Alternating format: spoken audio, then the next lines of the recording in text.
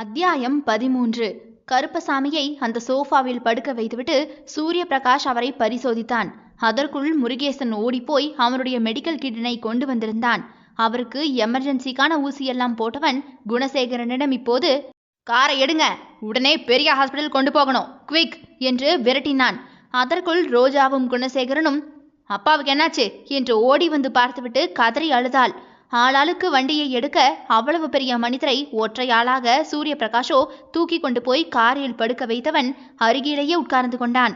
தென்காசியில் இருக்கும் ஒரு பெரிய ஹாஸ்பிட்டலில் கொண்டு போய் சேர்த்துவிட்டு அவனுமே உள்ளே போனான். அவனுடைய ஐடி கார்டு எல்லாம் காண்பித்ததுமே அவர்களை பார்த்துவிட்டு உள்ளே அழைத்து விட்டனர். கருப்பசாமிக்கு அதிர்ச்சியிலும் பதட்டத்திலும் ஹார்ட் அட்டாக்கே வந்திருந்தது. ஒரு வழியாக அவருடைய அபாய கட்டத்தில் சூர்யா சரியாக ட்ரீட்மெண்ட் கொடுத்து இங்கே கொண்டு வந்து சேர்த்து விட்டான்.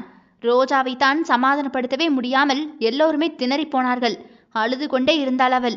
அவரை ஐசியூவிற்குள் கொண்டு செல்லும் போதே அவருடைய காலை பிடித்து கொண்டு அழுதாள்.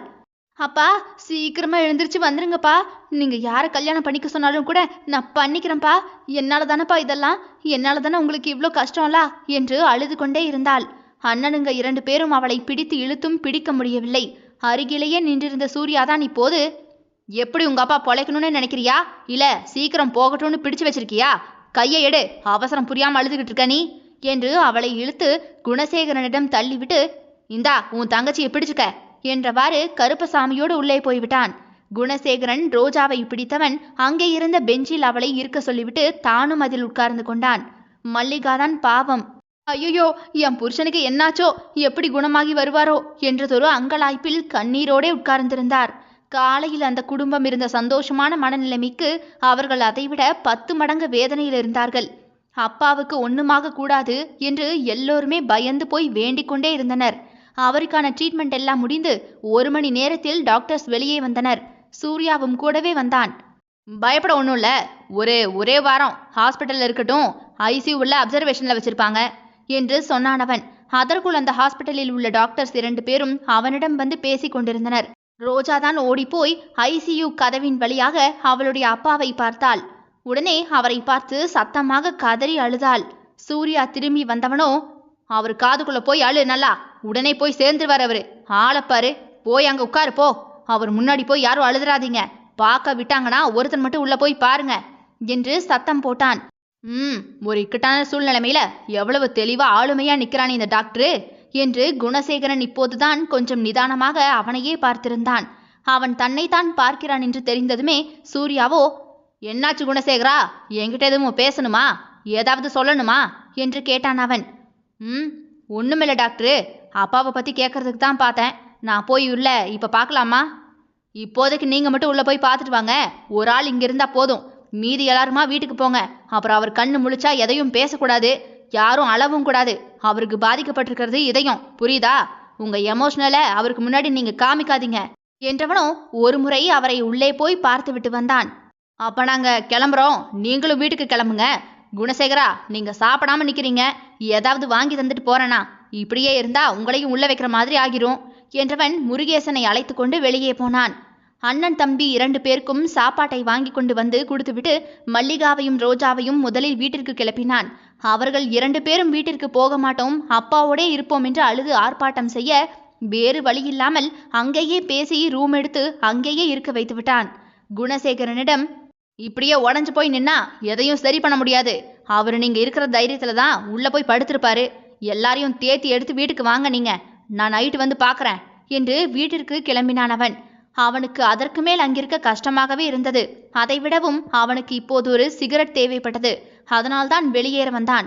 அவன் சிகரெட்டை வாங்கி தனியாக போய் நின்று ஊதி கொண்டிருக்க முருகேசனோ, டாக்டருக்கு இந்த பழக்கமெல்லாம் இருக்கா என்று அவன் சிகரெட் பிடிப்பதை பிடிக்காமல் கேட்டான். ஏன் உனக்கு பிடிக்காதா? இதெல்லாம் ஒரு காலத்துல நான் ஊதி தள்ளினது தான் டாக்டர், நம்ம ஒரு கெத்துன்னு நினைச்சு பண்றதெல்லாம் ஒத்த கல்யாணத்துல முடிஞ்சு போயிரும். என் பொண்டாட்டி என்னை பிடிக்காம ஒரே மாசத்துல ஓடி போயிட்டா, அதோட எல்லாத்தையும் விட்டுட்டேனா. உனக்கு கல்யாணம் முடிஞ்சிருச்சா? ஏன் டாக்டரே, உங்களை விடவும் வயசுக்கு மூத்தவன், கல்யாணம் முடியாமலா இருப்பேன்? அது சரி என்று புகையை ஊதி தள்ளியவன் இது போதும் என்று அணைத்துவிட்டு காருக்கு நடந்தான். ஹாஸ்பிட்டலின் உள்ளே ஒரு முறை எட்டி பார்த்துவிட்டு காரை எடுத்தான். அவன் அருகில் இருந்த முருகேசன் தான் இப்போது, பாவம் கருப்புசாமி ஐயா, இந்த ஊரே மெச்சும்படி ரோஜாவுக்கு கல்யாணத்தை பண்ணி வச்சாரு. ஊருகண்ணே அவன் மேல பட்டுருச்சு போல. மாப்பிள்ளை வீட்டுக்கு கோவில்பட்டிக்கு போகும்போது அன்னைக்கு ராத்திரியே ஆக்சிடென்ட் ஆகி 6-7 பேர் செத்து போயிட்டாங்க. அதுல ரோஜாவோட புருஷனும் மாமியார் மாமனார் குடும்பத்துல 4 பேரும்னு மொத்தமா போய் எல்லாரும் சேர்ந்துட்டாங்க. மொத்த குடும்பமுமா? இவ வயசுலயே இன்னொரு பொண்ணு இருந்துச்சுல, அந்த பொண்ணு தான் அப்ப செத்துச்சா? உங்களுக்கு எப்படி டாக்டர் தெரியும் என்று முருகேசன் ஆச்சரியமாகவே கேட்டான். நான் டாக்டர் படிப்பை முடிச்சுட்டு கோவில்பட்டி ஹாஸ்பிட்டலில் தான் 1 வருஷமா வேலை பார்த்தேன். அப்போ தான் இந்த ஆக்சிடென்ட் கேஸ் வந்துச்சாங்க. ஓ அப்படியா? பாவம் சார் ரோஜா. அது கருப்பசாமி ஐயாவுடைய சொந்த அக்கா குடும்பம்தான். அவங்களுமே கோவில்பட்டிக்கு பக்கத்தில் உள்ள ஊர்க்காரங்க தான். மகனுக்கு ஜாதகத்தில் இதுக்கப்புறம் கல்யாணமே நடக்காதுன்னு சொல்லிட்டாங்கன்னு தம்பி மகளையே பொண்ணு கேட்டு கல்யாணத்தை பண்ணி வச்சாங்க. அவ்வளவுதான், மொத்தமாக போய் சேர்ந்துட்டாங்க. இப்போ ரோஜா பொண்ணு தான் உயிரோட செத்துக்கிட்டு இருக்குது என்றவனுக்கு கண்களே கலங்கி விட்டது. ஒரு 8 வருடங்களுக்கு முன்பு கருப்புசாமியின் வீட்டிற்கு அவரது அக்கா பவானி, அவரது கணவர் அழகர்சாமியும் வந்திருந்தனர். என்ன பண்ணையாரே, உங்க ஊரு விட்டு எங்க ஊருக்கு விஜயம் செஞ்சிருக்கீங்களே, என்ன விஷயம் என்று கருப்பசாமி கேட்டவுடன், பொண்ணெடுத்த ஊருக்கு சும்மா கூட வரக்கூடாதா? என்ன விஷயம்னு கேட்குறிய மாப்ள? வீட்டு மருமகனுக்கு தலவாழை இலை விருந்து வைக்க வேண்டாமா நீ? அதெல்லாம் சீரும் சிறப்பமா செஞ்சிடலாம். வந்த விஷயத்த சொல்லுங்க. ஏக்கா பவானி, நீ அப்படியெல்லாம் சும்மா என் வீட்டுக்கு வரமாட்டியே. என்ன தயங்கி தயங்கி நிக்க நீ? பட்டுன்னு விஷயத்த போட்டு உடச்சிருத்தா? அதில்ல மாப்பிள, நீயே இப்பதான் மூத்த மகனுக்கு கல்யாணத்தை முடிச்சிருக்க. அடுத்தும் ஒரு கல்யாணத்தை சட்டுன்னு பண்ணுவியான்னு தான் யோசிக்கேன். நம்ம கருணாவுக்கெல்லாம் இப்ப முடிக்கிறதா இல்லையே மச்சான்? யோ மாப்பிள, நம்ம பட்டு மருமகளுக்கு கல்யாணத்தை முடிக்கிற எண்ணமே இல்லையா உனக்கு? உம்ம மருமகனுக்கு அவளதான் கேட்டு வந்திருக்கோம் நாங்க. நீர் என்னடானா கருணா மருமகனை யோசிச்சுட்டு இருக்கீரு என்று சொல்லிவிட்டு சத்தமாகவே சிரித்தார். பட்டுமாவை கேட்டு கல்யாணம் பேச வந்தீங்களா என்று கருப்பசாமியே அதிர்ச்சியாகிவிட்டார். ஏன் மாப்ள, எங்க வீட்டுக்கு அவ வர்றதுக்கு இவ்வளோ யோசிக்க நீ? ஏன் தம்பி, பட்டு ரோசாவை என் மகன் பழனிக்கு தான்னு கேட்க வந்தனா? கேட்கக்கூடாதா என்ன? இப்படி வாய வாய பொழக்கையே. ஐயோ அதில்லக்கா, அவளுக்கு இப்போதான் 16 வயசு ஆகியிருக்கு. 12 படிச்சிருக்கா. அவளுக்கு எப்படிக்கா கல்யாணத்தை முடிக்கன்னு யோசிக்க? சின்ன புள்ளக்கா அது. ஆமா, எனக்கு மட்டும் 26லயா கல்யாணத்தை பண்ணி கொடுத்தீங்க. 17 வயசுல தான் இவருக்கு பிடிச்சி கொடுத்தீங்க. மூத்தவளுங்க 2 பேருக்குமே அப்பவே கல்யாணத்தை முடிச்சு கொடுத்துப்புட்டேன். இப்ப 3ஆவது உள்ளவனுக்கு தான் வரம் பார்க்கலாம்னு பார்த்தா ஜோசியக்காரு இப்ப கல்யாணத்தை முடிச்சாதான் உண்டுன்னு சொல்லிட்டாரு. இல்லைனா முடிக்க முடியாதுன்னு வேற சொல்லிட்டாரு. அப்படியா என்று கருப்பசாமி யோசித்தார். பவானி மகனும் நல்ல பையன்தான். என்ன படிப்பு கொஞ்சம் குறைவு. ஐடிஐ முடித்துவிட்டு தோட்டத்தை தான் பார்த்து கொள்கிறான். ஒரே மகன், 3 பெண் பிள்ளைகள். கருப்பசாமியோ தன்னுடைய மனைவியையும் மகன்களையும் பார்த்தார். உடனே குணசேகரனோ, பழனி நல்ல பையன்தான்ப்பா, பொறுப்பான பையனும் கூட. ஆனா நம்ம பட்டுமாவுக்கும் அவனுக்கும் 10-11 வயசு வித்தியாசம் வருமே மாமா. அதுவும் பட்டு சின்ன பிள்ளை. இன்னுமே 2 வருஷம் கழிச்சு வேணும்னா பேசலாமா மாமா என்று மிக தன்மையாகவே கேட்டான். இன்னும் 2 வருஷமா என்று பவானி யோசித்தார். கருப்பசாமிக்கோ மகளை அக்கா வீட்டிலேயே கட்டி கொடுத்தா நல்லா இருப்பா. அக்கா மச்சான் குணம் தெரியுமே, தங்கமான குணம் வேறு. அதனால் தன் பட்டுமாவுக்கு எந்த பிரச்சனையும் வராது. மருமகன் குணத்தில் வேறு தங்கம், எந்த குறையும் சொல்லவும் முடியாது. சொந்த குடும்பம் வேறு என்று யோசனைக்கு தாவிவிட்டார். ஆனால் அவருக்கு வயது மட்டும்தான் இடித்தது. குணசேகரனுக்கு இதில் விருப்பமில்லைதான். பழனி நல்லவன், சொந்தக்காரன். அதுக்காக சும்மா சின்ன பிள்ளைய பிடிச்சி அவனுக்கு கட்டி வைக்க முடியுமா என்றுதான் யோசித்தான் ஒரு அண்ணனாக. கருணாகரனுக்கும் அதே எண்ணம்தான். தங்கச்சி சின்ன புள்ள, 16 வயசு பொண்ணை கிட்டத்தட்ட என்னை விட மூத்தவனுக்கு கட்டி வைக்க முடியுமா? அவனுக்கும் அண்ணனுக்கும் 1 வயசு தான் வித்தியாசம் வேற என்று எரிச்சல் தான் வந்தது. மல்லிகா இதையெல்லாம் அதிகம் யோசிக்க மாட்டார். நம்ம வீட்டுக்காரரு எதுனாலும் யோசிச்சுதான் செய்வாங்க. அவருக்கு கருப்பசாமி மீது ரொம்பவே நம்பிக்கை உண்டு. அதனால் சும்மாவே உட்கார்ந்திருந்தார். மச்சான், நீங்க பொண்ணு கேட்டது சரிதான். ஆனா அவ படிச்சுக்கிட்டு இருக்கா. இப்ப எப்படி கல்யாணத்தை பண்றது? கல்யாணத்தை பண்ணிப்புட்டு படிக்கட்டும் மாப்ள. நம்ம வீட்டு பிள்ளைக படிக்கணும்னு கூட இல்லைல்ல. ஆனாலும் நீ சொன்னதுக்காக மருமகளை படிக்க வைக்க. பழனிக்கு இளையவ, அதான் காலம் போன கடைசியில் பெத்து போட்டிருக்கனே, அவளை வேணும்னா நம்ம கருணாவுக்கு கட்டி கொடுத்துட்றேன். இதுக்கு எதுக்கு இவ்வளவு யோசிக்கிற நீ என்று அவரே தொடங்கி அவரே சகலத்தையுமே பேசி முடித்து விட்டார். அரைகுறை மனதோடு யோசித்து கொண்டிருந்த கருப்பசாமியோ, பொண்ணு தரேன் உன் மகனுக்கு என்று அழகர்சாமி சொன்ன அந்த ஒற்றை வார்த்தையில் மனம் நிறைந்து போய், பட்டுவ உன் மகனுக்கு கட்டித்தரேன். ஜாதகத்தை நாளைக்கே கொண்டு வாங்க மச்சான், உடனே பார்த்து முடிச்சிருவோம் என்று உடனே தலையாட்டி விட்டார். அவ்வளவுதான். குணசேகரனும் கருணாகரனும், என்னது இது, அப்பா இப்படி சட்டு சட்டுன்னு முடிவெடுத்துட்டாரு என்று யோசித்துக் கொண்டிருந்தனர். அப்பாவிடம் இதை பற்றி எதையும் கேட்க கூட முடியாது. எதுவென்றாலும் அத்தை போன பிறகு கேட்டுக்கொள்ளலாம் என்று அதோடு விட்டுவிட்டனர். எதுக்கு மாப்பிள்ள நாளைக்கு ஜாதகத்தை கொண்டு வந்துட்டு?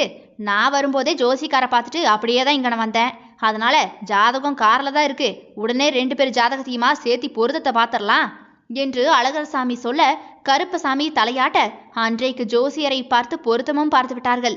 பள்ளியிலிருந்து வந்த பட்டுரோஜாவுக்கு வீட்டில் நடந்தது எதுவுமே தெரியாது. வந்ததுமே, யம்மா நான் ஃப்ரெண்டுக்கு கூட குளத்துக்கு குளிக்க போறேம்மா என்று கிளம்ப தயாராகினாள். அவளை உடனே தடுத்து கையை பிடித்த மல்லிகாவோ, உனக்கு உங்க அப்பா கல்யாணத்துக்கு ஏற்பாடு பண்ணிட்டு இருக்காரு, நீ என்னடானா வெளியே ஃப்ரெண்டுக்கு கூட தண்ணியில் ஆட போறேன்னு போற, இனிமே வெளியெல்லாம் போகக்கூடாது என்று பிடித்து வைத்து கொண்டார். லூசா மல்லிகா நீ, நானே 12ஆம் வகுப்பு தான் படிக்கேன், எனக்கு கல்யாணம் பண்ண போறாரா உன் மீசக்கார கருப்பசாமி, எனத்தையாவது உளராதமா என்றவள் அம்மாவுக்கு டிமிக்கி கொடுத்துவிட்டு குளத்துக்கு ஓடிவிட்டாள். இந்த வெள்ளந்தி பட்டுரோஜாவைத்தான் கல்யாணம் என்ற பெயரில் அவளது வாழ்க்கையை விதி மொத்தமாகவே காவு வாங்க காத்திருக்கிறது. அத்தியாயம் 14. இரவு நேரத்தில் குணசேகரன் தான் மெதுவாக கருப்பசாமியிடம் பேசினான். ஏன்பா பழனிக்கு நம்ம பட்டுவை தரேன்னு சொன்னீங்க? அவளுக்கு குறைஞ்சது ஒரு 18 வயசாவது முடிய வேண்டாமாப்பா? பழனிக்கு 29 வயசு, இவளுக்கு இப்பதான் 16 வயசு, 2 பேருக்கும் வயசு வித்தியாசம் அதிகம்ப்பா. பட்டுமாக்கு 21 வயசுக்கு மேல பொறுமையா வரன்னு பார்த்து கல்யாணத்தை பண்ணி கொடுக்கலாம். அதுக்குள்ள அவளுக்கும் கொஞ்சம் விவரம் எல்லாம் தெரிஞ்சிரும்பா. அத்தைக்கிட்ட பேசுங்களேன்ப்பா என்று தன்னுடைய தங்கைக்காகவே குணசேகரன் வருத்தப்பட்டு தகப்பனிடம் பேசி கொண்டிருந்தான். குணசேகரா, நீ சொல்றதெல்லாம் புரியுது, ஆனாலும் இப்போ ஒரு நல்ல வரன் என் அக்கா வீட்லயே என் மக போய் வாழ போறாங்கிற மாதிரி வரன், எந்த தொந்தரவும் எந்த சங்கடங்களும் வராது பாரு, அந்த நம்பிக்கை எனக்கு இருக்கு. வெளியில வரன்னு பார்த்தா இந்த நம்பிக்கையை நமக்கு வருமா சொல்லு? நம்ம பட்டு நல்லா இருக்காளா இல்லையான்னு நம்ம பார்த்துக்கிட்டே இருக்க முடியுமா? அதான் நல்ல விஷயங்கள் தானாகவே தேடி வரும்போது அதை நம்ம அப்படியே பிடிச்சுக்கணும். அதை வேண்டான்னு காலால உதறி தள்ளக்கூடாது. அதுவும் நம்ம பட்டுமாவுக்கு 16 முடிஞ்சிருச்சுல, 17 வயசு ஆயிடுச்சுல, கல்யாணம் பண்ணி கொடுக்கலாம்ப்பா, தப்பில்லை என்று பொறுமையாக மகன்களுக்கு எடுத்து சொல்லி கொண்டிருந்தார். அப்பா அதிலப்பா, பழனியும் கூட நல்ல பையன்தான், ஆனா எதுக்கு கொஞ்சம் வயசு அதிகமான ஒரு பொண்ணா அவனுக்கு பார்க்கலாம்ல. ஒரு 20-23 வயசுக்கு மேல இருக்கக்கூடிய பொண்ணுங்களை பார்த்து கட்டிக்கிட்டா அவனுக்கும் அது சரியா இருக்கும். ஓரளவு குடும்பம் நடத்துறதுன்னா என்ன ஏதுன்னு தெரியும்பா, கொஞ்சம் பக்குவமும் இருக்கும். நம்ம பட்டு இப்பதான் ஸ்கூல் போயிட்டு இருக்காப்பா, அவளை பிடிச்சி கல்யாணத்தை பண்ணி வைக்கிறேன்னு குடும்பத்துக்குள்ள தள்ளிவிட முடியுமாப்பா? குணசேகரா, அப்பா நல்லா யோசிச்சு பின்னாடி வரக்கூடியதெல்லாம் என்ன ஏதுன்னு பார்த்து தான் செய்வேன். அப்படித்தான் பட்டு விஷயத்துலயும் நான் முடிவெடுத்திருக்கேன். இன்னும் ஒரு வருஷத்துல பவானி அக்கா மக கடைசியில உள்ளவ, அதான் அந்த கடைசி புள்ள நம்ம கருணாவுக்கு கல்யாணத்தை செஞ்சு வைக்க போறோம். அப்ப நீங்க 3 பேரும் குடும்பத்துக்குள்ள ஒத்துமையா வாழுவீங்க பாரு. நல்லது கெட்டதுன்னா நீங்களே உங்களுக்குள்ள கலந்துப்பீங்க. அதெல்லாம் யோசிக்காமல அப்பா செய்வேன் சொல்லு? எல்லாம் நல்லா யோசிச்சு தான் செய்யறேன்ப்பா. அதற்கு பிறகு கருணாவும் குணசேகரனும் கருப்புசாமியிடம் எதுவுமே பேசவில்லை, அமைதியாகவே இருந்து கொண்டனர். இதெல்லாம் கேட்டுக்கொண்டிருந்த பட்டுரோஜாவுக்கு தான் நெஞ்சுக்குள் இடி இடிக்க ஆரம்பித்து விட்டது. ஐயோ, எனக்கு கல்யாணமா? அதுவும் பழனி மச்சான் கூடவா? அவன் எவ்வளோ பெரிய ஆளு, அவன் பக்கத்துல நான் நின்னா யானையும் எலியும் மாதிரில இருக்கும். ஐயோ, எதுக்காக இப்ப எனக்கு இப்படி கல்யாணம்லாம் பேசுறாங்க என்று பயந்து விட்டாள். இப்ப நம்ம பெரியவங்க கிட்ட எதுவும் சொல்லக்கூட முடியாது, பேசவும் முடியாதே. அம்மா கிட்ட ஏதாவது சொல்லுவோமா? அந்த கல்யாணம் வேண்டான்னு எப்படி சொல்றது என்று நகத்தை கடித்து கொண்டு இருந்தாள் அவள். அவளுடைய பயத்தில் கை காலெல்லாம் விடவிடவென்று கொஞ்சம் நடுங்கவே ஆரம்பித்து விட்டது. அதற்கு மேல் சும்மா இருந்தால் சரிப்படாது என்று நினைத்து கொண்டவள் வேகமாக வெளியே வந்து மல்லிகாவின் பக்கத்தில் உட்கார்ந்தவள் அப்படியே அவருடைய மடியில் படுத்து கொண்டாள். மல்லிகாவுக்கு புரிந்து விட்டது. நாங்க பேசுறதெல்லாம் கேட்டு அவளுக்கு பயம் வந்துருச்சு போலையே, இதெல்லாம் பொண்ணுங்களுக்கும் வரக்கூடியது தானே என்று ஆதரவாக அவளுடைய தலையை கோதி விட்டார். இப்பதான் பிறந்த மாதிரி இருக்கு, அதுக்குள்ள 16 வயசாயிருச்சு, அவங்க அப்பா இவளுக்கு கல்யாணத்தை வேற பேசி வச்சிருக்காரு என்று மல்லிகாவுக்குமே மனது கொஞ்சம் ஒரு மாதிரி பிசையத்தான் செய்தது. இன்னும் கொஞ்ச நாள் போனதுக்கு பிறகு கல்யாணத்தை பண்ணி கொடுக்கலாமா? வேண்டாமா? இப்படியான வரன் கிடைக்கலைன்னா என்ன பண்றது? வேற யாருக்கும், அதாவது தப்பானவன் அவனுக்காவது கல்யாணத்தை பண்ணி கொடுத்துட்டோன்னா அப்போ ஒன்றும் பண்ண முடியாதே என்று நிறையவே யோசித்தவர் அமைதியாகவே இருந்து கொண்டார். பட்டுரோஜா சிறு பெண், இவர்களிடம் எப்படி பேச வேண்டும் என்று தெரியாது. இந்த கல்யாணம் வேண்டாம் என்று சொல்ல தெரியவில்லை அவளுக்கு. ஏதோ ஒரு பயம் மட்டும் அவளை ஆட்கொண்டிருந்தது. அந்த பயம் எதனால் என்று அவளால் புரிந்து கொள்ளவே முடியவில்லை. கருப்பசாமியோ மல்லிகாவோ இல்லை அண்ணன்களோ அவளுக்கு இந்த கல்யாணம் பிடித்திருக்கிறதா சம்மதமா என்று எந்தவிதமான கேள்வியுமே கேட்கவில்லை அவளிடம். அதுதான் அவர்கள் செய்த மிகப்பெரிய தவறே. அப்படி மட்டும் கேட்டிருந்தால் அவள் கல்யாணம் பிடிக்கவில்லை என்று சொல்லியிருப்பாள். இந்த கல்யாணமும் நடந்திருக்காது. இப்படி மோசமான சம்பவங்கள் அவளுடைய வாழ்க்கையை சின்ன பின்னமாக்கியிருக்காது. அன்று இரவு முழுக்கவே பட்டுரோஜாவுக்கு ஒருவித கலக்கத்தோடே முடிந்து விடியலும் வந்துவிட்டது.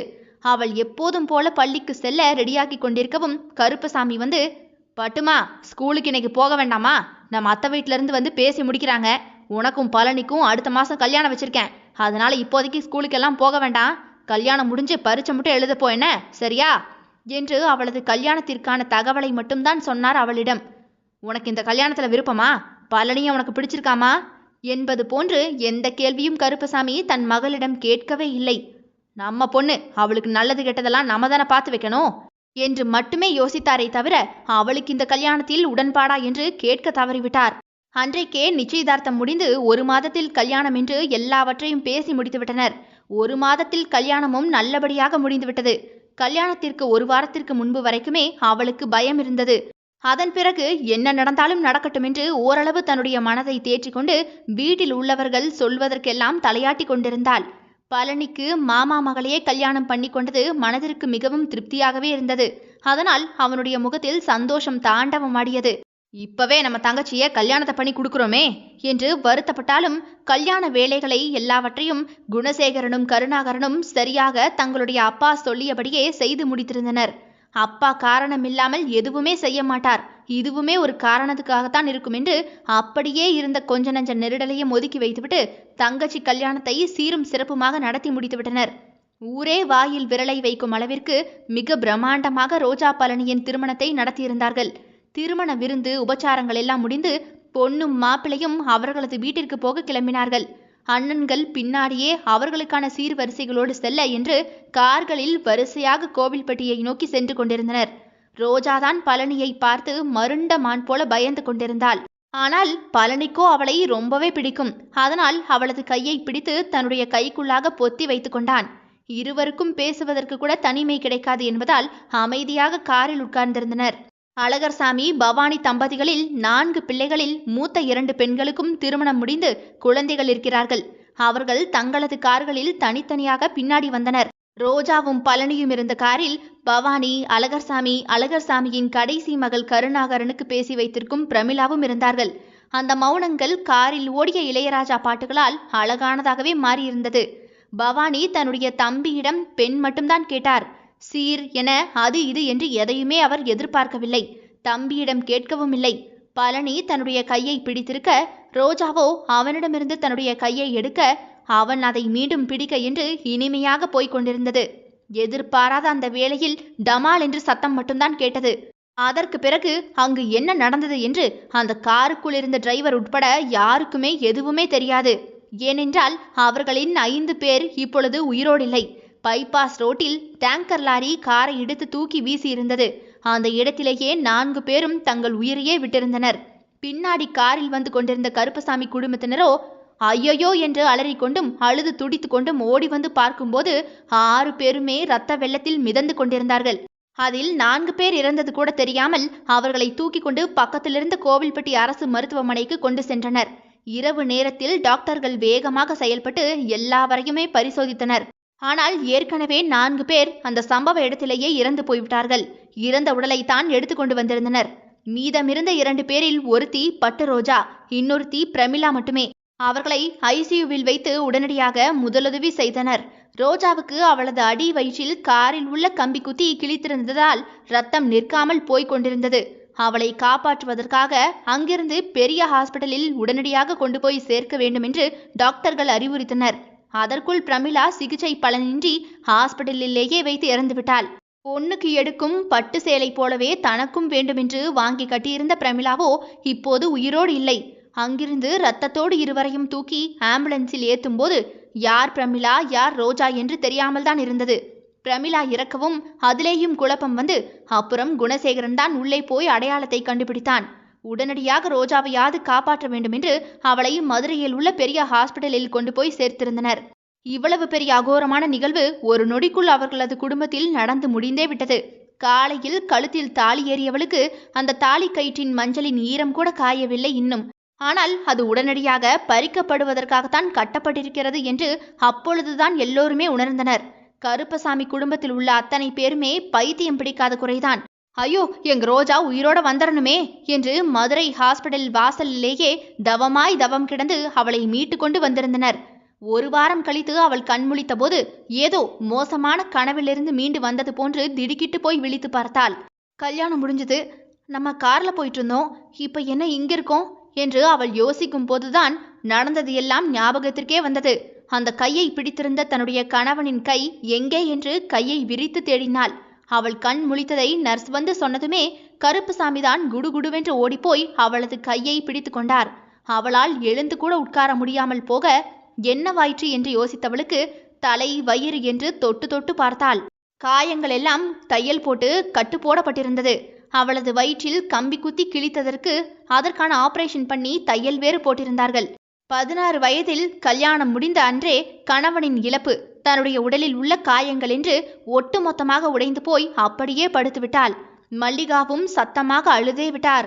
நாங்க யாருக்கு என்ன பாவம் செஞ்சோம்? கழுத்துல தாலிதானே ஏறிச்சு, அதோடனே இறக்கிட்டியே கடவுளே, என் மகளை இப்படியாக்கிட்டியே என்று அழுத போதுதான் ரோஜாவுக்கு பழனி இறந்து விட்டது என்று தெரிய வந்தது. இதற்கு பிறகு என்ன வாழ்க்கை இருக்கிறது என்ற ஒரு விரக்தி அவளுக்கு வந்துவிட்டது. அப்படியே மொத்தமாக ஒடுங்கி போய்விட்டாள். அந்த குடும்பமும் இப்பொழுது சிறகொடிந்த பறவை படபடவென்று அடித்துக் கொள்வது போன்று மொத்த குடும்பமுமே தங்களது கோர நினைவை நினைத்து கதறிக்கொண்டிருந்தார்கள். கல்யாணம் முடிந்தபோது மணப்பெண்ணாக மாமியார் வீடு சென்றவள் இப்போது கழுத்தில் தாலி இறங்கி விதவையாக திரும்பவும் தன் வீட்டிற்கே கூடடைந்த பறவையாக வந்து சேர்ந்திருக்கிறாள். செவனேன்னு இருந்த புள்ளைய பிடிச்சு கல்யாணத்தை பண்ணி வச்சு அது கணவனை இழந்து வந்து நிக்குது. இப்ப அவளுக்கு என்ன பேர் தெரியுமா? ராசி இல்லாதவள் என்று. அத்தியாயம் 15. ரோஜாவுக்கு 1 மாதம் ஹாஸ்பிட்டல் வாசம் அவளை பைத்தியம் பிடிக்க வைத்திடும் போல. இறந்தவர்களின் இறுதி காரியத்துக்கு கூட அவளால் போக முடியவில்லை. கருணாகரன் தான் அங்கே பழனி வீட்டில் எல்லாமே செய்தான். இப்படியானதொரு இழப்பை அவனுமே எதிர்பார்த்திருக்கவில்லை. அதனால் அதை மனதினால் ஏற்றுக்கொள்ளவே முடியாமல் தவித்தான். அடுத்த வருடம் பிரமிளாவுக்கும் கருணாகரனுக்கும் தான் கல்யாணம். நடக்கட்டும் நடக்கட்டும் என்று சொந்தங்கள் கூட கல்யாணத்தில் விளையாட்டாக பேசும்போது நெஞ்சுக்குள் ஒரு மாதிரி இனிமையாகவே இருந்தது. பிரமிளா ரோஜாவை போன்று இல்லை. அவள் ரொம்பவுமே சாது. அவள் கருணாகரனை பார்க்கும்போது பயம் தெரியும். ரோஜா பழனி கல்யாணத்தில் அவள்தானே பின்னாடி தாலி கட்டும்போது நின்றிருந்தாள். கருணாவின் கண்களும் கூட அவளை கொஞ்சம் சுற்றி சுற்றி பார்க்கத்தான் செய்தது. காதலா என்றால் அது தெரியாது. ஆனால் அத்தை மகள் தனக்காக பேசி வைத்திருப்பவள் என்கின்ற ஒரு உரிமையோடே பார்த்தான். அவனுடைய நெஞ்சுக்குள்ளும் கூட கொஞ்சமே கொஞ்சம் காதல் ஆசை எட்டி பார்க்கத்தான் செய்தது. ஆனால் அந்த காதல் ஆசைக்கு ஆயுசு கம்மி என்று இப்போதுதான் புரிந்தது. அவர்களுக்கான எல்லா காரியத்திலும் கூட நின்றாலும் கூட மனதெல்லாம் தங்கையை எப்படி தேற்றி கொண்டு வருவது, அவளது உடல்நிலை அடுத்து எப்படி இருக்கும் என்றெல்லாம் தங்கையை பற்றியே நினைவிலேயே இருந்தான். 1 மாதம் எப்படி போனதென்றே கருப்பசாமி குடும்பத்துக்கு புரியாமல் திணறினர். அந்த 1 மாத காலமும் ரோஜாவின் காயங்கள் ஆறி வயிற்றில் 2 ஆபரேஷன்கள் அடுத்தடுத்து முடிந்து இப்போது நன்றாக நடக்க முடிந்தது. வீட்டிற்கு கூட்டிக் கொண்டு வந்திருந்தனர். அவளுக்கு உலகமே புரியாமல் முழித்தாள். ஒரே ஒரு நொடியில் அவளுடைய வாழ்வின் அர்த்தங்கள் எல்லாமே அனர்த்தங்களாக மாறி போயிருந்தது. ஊர் முழுக்க அவளது கல்யாணமும் அதற்கடுத்து நடந்த ஆக்சிடென்ட்டும் தான் பேசப்பட்டது. பணம் இருக்குன்னு இந்த கருப்பசாமி ஐயா ஊருக்கே பந்தல் போட்டு பிரம்மாண்டமா மகளோட கல்யாணத்தை நடத்தினாரு. இப்ப பாத்தியா, ஒரே நாள்ல அந்த பொண்ணுக்கு தாலிய கடவுள் கழுத்துல இருந்து புடுங்கிட்டாரு. ஆனாலும் இப்படி ஒரு லட்சணம் கெட்டவளா இருந்திருக்காவ. இவ கழுத்துல தாலியை கட்டின கையோட மொத்தமா குடும்பத்தையும் காவு வாங்கிட்டாளே இவ. இப்படி ஒரு கூட்டம் பேசியது என்றால் இன்னொரு கூட்டமோ, அந்த கருப்புசாமி மாவ ரோசா இருக்கால, அவளுக்கு வயிற்றில் அடிபட்டு எல்லாம் கிழிஞ்சிருச்சான். அவளுக்கு குழந்தையே பிறக்காதுன்னு டாக்டருங்கெல்லாம் சொல்லிட்டாங்களாம். என்ன பாவம் பண்ணுச்சோ, இல்லை அந்த ஐயா என்னதான் பாவம் பண்ணாரோ. குடும்பத்துல பொம்பளை புள்ள மேல வந்து எல்லாம் விடிஞ்சிருக்கு பாரு. இனி அவளை எவன் கட்டுமா சொல்லு? இப்படியே மூளையில உட்கார வச்சுக்க வேண்டியதுதான் என்று ஊர் முழுக்க பரவி விட்டிருந்தனர். அதாவது உண்மை என்னவென்று யாருக்குமே தெரியாது. ஆனாலும் ஆளாளுக்கு கண் மூக்கு வாய் என்று அதை வைத்து பேசி கதையை பரப்பி விட்டுவிட்டனர். டாக்டர்ஸ் ரோஜாவின் அடி வயிற்றில் கம்பி குத்தியதில் ஏற்பட்ட காயத்தை பற்றியும் அதனுடைய பிரச்சனைகளை பற்றியும் குணசேகரனிடமும் கருப்பசாமியிடமும் கூப்பிட்டு விளக்கம் சொல்லியிருந்தார். நாங்க அடுத்தடுத்து 2 ஆபரேஷன் செஞ்சு கர்ப்பப்பைய சரி பண்ணி வச்சிருக்கோம். அவளுக்கு திருமணமாகி வாழ ஆரம்பிச்ச பிறகுதான் குழந்தைய தாங்குமான்னு பார்க்கவே முடியும். இப்ப அவ சின்ன பொண்ணுங்கிறதுனால சரியாகிரும், ஒன்றும் பிரச்சனை இல்லதான். ஆனாலும் 100% உறுதியாலாம் சொல்ல முடியாது. அவ்வளவுதான், மற்றபடி எந்த பிரச்சனையும் இல்லை என்றுதான் சொல்லி அனுப்பியிருந்தார்கள். அந்த தகவல் தான் இப்பொழுது பல ரூபம் எடுத்து பல கதைகளாக மாறி நேராக வெங்கடேசனின் வாயிலிருந்து வரைக்கும் வந்துவிட்டது. அதுதான் கருப்பசாமியை அடியோடு சாய்த்து ஹாஸ்பிட்டலில் போய் படுக்க வைத்திருக்கிறது. ரோஜா ஹாஸ்பிட்டலில் இருந்து வீடு வரும்போது ஒட்டுமொத்த வீடே தலைகீழாக மாறியிருந்தது. பழைய சந்தோஷம் அந்த வீட்டிலேயே இல்லை. ஏதோ சாப்பிட்டார்கள், ஏதோ வாழ்ந்தார்கள் என்று இருக்கும்போதுதான் ரோஜா தன்னைத்தானே நினைத்து நொந்து போனாள். ரோஜாவுக்கோ மனதிற்குள் பல குழப்பங்கள் வந்து போனது. அவங்களா பேசி முடிச்சு கல்யாணத்தை நடத்தி வச்சாங்க. அதுக்கு தலை குனிஞ்சு நின்ன. அதை தாண்டி நான் வேற எதையும் செய்யலையே. எனக்கு ஏன் இவ்வளோ பெரிய வலியும் வேதனையும் அந்த கடவுள் தந்தாரு? என்னதான் நடக்குது என்றுதான் கவலைப்பட்டாள். அவளுடைய அண்ணன்க 2 பேரும் தான் அவளுக்கு பக்கபலமாக நின்றார்கள். காவி இல்லைனா வெள்ளை புடவை தான் அவ கட்டணும் என்று பெரியவங்க சொல்ல, ஆனால் அவர்களோ, என் தங்கச்சி அப்படியெல்லாம் கட்டமாட்டா, அவளுக்கு இன்னும் வாழ்க்கை இருக்கு, அவளுக்குன்னு தனியா எதிர்காலமெல்லாம் இருக்கு என்று சண்டையை போட்டு எப்போதும் போடும் உடைகளையே போட சொன்னார்கள். ஆனால் அந்த 16 வயதுக்காரிக்கு இன்னுமே ஏன் இதெல்லாம் நடக்கிறது, ஏன் இப்படியெல்லாம் பேசுகிறார்கள் என்று எதுவுமே புரியாத நிலைமைதான். அப்படியே புரிஞ்சா மட்டும் இந்த மனுஷங்களை மாத்தவா முடியும்? அவளை வெளியேவே விடாமல் வீட்டிற்குள்ளாகவே வைத்திருக்க அவளுக்கு அது மூச்சு முட்டுவது போன்று இருந்தது. பழனியின் இழப்பு அவளுக்கு பெரிதாக தெரியவில்லை. ஒருவேளை அவள் மீதான அவன் காதலை வெளிப்படுத்தி வாழ்ந்திருந்தான் என்றால் அவளுக்கு அவனுடைய பிரிவும் காதலும் வலியை கொடுத்திருக்குமா இருக்கும். ஆனால் இப்போது அப்படி எதுவும் அவள் மனதில் அவனுக்கான இடமில்லை. ஆனால் இறந்து போன துக்கம் மட்டும் மனதை நீங்காமல் இருந்தது. அவன் அவளது கையைத்தானே கடைசியாக பிடித்திருந்தான். அவளால் தனக்கென்ன நடந்திருக்கிறது என்பதை புரிந்து கொள்ள முடிந்தாலும் ஏன் இவ்வளவு தூரம் அது நம்மை பாதிக்கிறது என்பதை புரிந்து கொள்ள முடியாமல் தவித்தாள். அவங்க செத்து போனதுக்கு நான் என்ன செய்வேன்? நான் மட்டும் தப்பி பிழைச்சது ஏன் தப்பா? ஆனா எதுக்கு இத்தனையும் நடந்துச்சு என்று புரியாத கேள்விக்கெல்லாம் பதில் தேட முனைந்து தனிமையில் மன அழுத்தத்திற்கு தள்ளப்பட்டாள். அதையெல்லாம் தகர்க்க அவளுக்கு படிப்பு வேண்டும். அது மட்டும்தான் அவள் வெளியே போவதற்கு சரியாக இருக்கும் என்று மீண்டும் படிக்க அனுப்ப முடிவு செய்தான் குணசேகரன். அடுத்த நாள் கட்டிலில் படுத்திருந்தவளின் அருகில் போய் உட்கார்ந்து அவளது தலையை தடவியவனோ, பட்டுமா, கோவிலுக்கு போகலாம் வரியா என்று கேட்டான். எதுக்கு நான் கோவிலுக்கு? அப்படி என்ன நல்லது அந்த சாமி எனக்கு செஞ்சிருக்கு சொல்லு? சும்மா நான் பாட்டுக்கு செவனேன்னு பள்ளிக்கூடத்துக்கு போயிட்டு இருந்தேன். அதையும் நிறுத்தி பழனி மச்சனுக்கு கட்டி வச்சிங்க. இப்ப பாரு, ஒரே நாள்ல எல்லாருமா என்ன ராசி இல்லாதவ துக்ரின்னு சொல்ல வச்சுட்டு போய் சேர்ந்துட்டாங்க. நான் தான் இப்போ உயிரோட சாகுறேன். எதுக்கு என்னையே குறை சொல்றாங்க எல்லாரும்? வீட்டுக்கு வந்தவங்களும் அதைத்தான் பேசுறாங்க. எனக்கு இங்க இருக்கவே பிடிக்கல என்று அவனுடைய கையை தள்ளி விட்டு அழுதாள். குணசேகரனோ அழும் தங்கையை இழுத்து தன் தோளோடு சேர்த்து பிடித்து கொண்டவன், யாரும் எங்க பட்டுமாவை குறை சொல்லல, புரியுதா? இனி அப்படி யாரும் சொல்றதுக்கு நம்ம வீட்டுக்கு வரமாட்டாங்கம்மா. நீ மறுபடியும் ஸ்கூலுக்கு போறியா? 12வது பரீட்சை மட்டும் எழுதிடுறேன்னு. குறைஞ்ச மார்க் எடுத்தாலும் பரவாயில்ல, அடுத்து உன்னை ஏதாவது நாங்க படிக்க வைக்கிறோம் என்று பேசியவன் அவளது கண்களை துடைத்து விட்டான். நான் கல்யாணம் முடிஞ்சு இப்படியான நிலைமையில போனா எல்லாரும் என்ன ஒரு மாதிரி தானே நினைப்பாங்க. எப்படி ஃப்ரெண்ட்ஸ் கூட சேர முடியும்? வேண்டாண்ணா, நான் படிக்கல. அப்படியெல்லாம் சொல்லாத. உங்க ஹெச்எம் கிட்ட நான் காலையிலேயே பேசிட்டேன். உன்னை அவங்க வர சொன்னாங்கம்மா. அப்பா தான் தப்பு பண்ணிட்டோமேன்னு வேதனையில இருக்காரு. இப்ப நீ கொஞ்சமாச்சு எழுந்து நடமாடுனா தான் எங்க எல்லாருக்கும் கொஞ்சம் நிம்மதியா இருக்கும் பட்டுமா. சரி போறேன் என்று தலையாட்டியவளிடம், எந்திரிச்சு ரெடியாகன, நானும் மீனாவை கூட்டிட்டு வரேன். அம்மா, நீ நான் எல்லாருமா குடும்பமா கோவிலுக்கு போயிட்டு வந்துடலாமா? சரிண்ண என்று கிளம்பி வந்தவள் அவளது நீண்ட முடியை பின்னி கட்டி போட்டிருந்தாள். அவள் பொட்டு வைக்காமல் பூ வைக்காமல் வந்ததை பார்த்து கருணாகரனுக்கு சட்டென்று கண்களெல்லாம் கலங்கிவிட்டது. பட்டுமா, பொட்டெல்லாம் வச்சுட்டு வாமா. வாழவே இல்லை, இதுல இப்படியா இருப்ப நீ என்று சத்தம் போட்டான். அது வந்துண்ணா. நீ எதுவும் சொல்ல வேண்டாம், போய் நீ எப்பவும் வைக்கிற மாதிரி பொட்டெல்லாம் வச்சுட்டு வா. எவன் என்ன சொல்றான்னு நானும் பார்த்துடுறேன். இதற்கு மேல் பேசுவதற்கு அவளுக்கு எந்த வார்த்தையும் இல்லை, பேச தோன்றவும் இல்லை. அவள் எப்போதும் போலவே கிளம்பி வந்தாள். மீனா கர்ப்பமாக இருக்கிறாள் என்பதுதான் அந்த வீட்டின் இப்போதைக்கு நல்ல செய்தியாகவே இருந்தது. அதற்காகத்தான் எல்லோருமே கோவிலுக்கு கிளம்பினார்கள். ரோஜாவுக்கு இப்போது பழைய முகங்களை பார்த்தாலே ஒரு மாதிரி இருந்தது. அதனால் அண்ணனுங்க இல்லனா அம்மா இப்படி யாரோடவாவது மறைஞ்சு மறைஞ்சு போவாள். அதை பார்த்த கருப்பசாமிக்கு இன்னுமே மனது கஷ்டமாகி விட்டது. ஓடி ஆடிக்கிட்டு இருந்த புள்ளைய பிடிச்சி கல்யாணத்தை பண்ணி வைக்கிறேன்னு இப்படி ஆக்கிவிட்டனே என்று வேதனைப்பட்டார் மனதிற்குள்ளாக. யாரும் எதுவுமே அவளை சொல்லாவிட்டாலும் பார்வைகள் பரிதாபத்தோடு அவள் மீது வந்து விழுந்தது. அதுதான் அவளுக்கு பிடிக்கவில்லை. இனி நடந்தவற்றை மாற்றவா முடியும் என்றுதான் நினைத்து கொண்டாள். அடுத்த நாளிலிருந்தே ஸ்கூலுக்கு போனாள். ஆனால் முன்பு மாதிரி அவளால் யாரோடுமே சகஜமாக ஒட்ட முடியாமல் தவித்து போனாள். ஏதாவது பேச்சை எடுத்தாலே கல்யாணத்தை பற்றியும் ஆக்சிடென்ட் ஆனதை பற்றியுமே கேட்பதால் தானாகவே தன்னுடைய சிறு கூட்டிற்குள்ளாக தன்னை அடக்கி கொண்டாள். அவ படிக்கிற பெண்தான் என்பதால் 12வதில் நல்ல மார்க் வாங்கியிருந்தாள். ஆனாலும் நான் டீச்சர் ட்ரைனிங் படிக்கிறேன், அது போதும் எனக்கு என்று தன்னுடைய முடிவை சொல்லிவிட்டாள். அவளுக்கு நடந்தவற்றை எல்லோருமே அடுத்தடுத்த ஆண்டுகளில் மறந்தே விட்டார்கள் என்றுதான் நினைத்தாள். ஆனால் அவள் டீச்சர் ட்ரைனிங்கும் முடித்ததுமே அவளுக்கு வரன் பார்க்க தொடங்கினார்கள். எப்படி இப்படியே இவளை வைத்திருக்க முடியாது என்று சொந்த பந்தத்திடம் வரன் பார்க்க சொல்லி வைத்திருந்தார்கள். ஆனால் வரும் வரன் எல்லாமே ரோஜாவை குறைவாக சொல்லி தட்டி கழிக்க அதில் அதிகமாக உள்ளுக்குள் நொறுங்க ஆரம்பித்து விட்டாள். அதனால்தான் அண்ணன் மகன் தினேஷோடு மட்டும் நேரத்தை செலவழித்தாள். இத்தனை வருஷமாக வரன் வந்து அமையாமல் போனது. பெண் பார்க்க வருகிறார்கள் என்றாலே அவள் பயப்படுவாள். தன்னையே அறியாமல் மயங்கி விழுந்து விடுவாள்.